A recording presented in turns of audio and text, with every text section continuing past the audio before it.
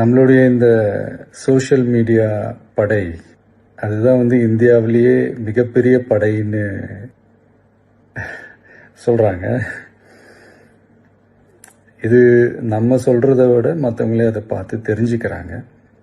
இனிமேல் நீங்கள் எல்லாருமே நம்மளுடைய இந்த சோஷியல் மீடியா ஃபேன்ஸ் மட்டுமே கிடையாது.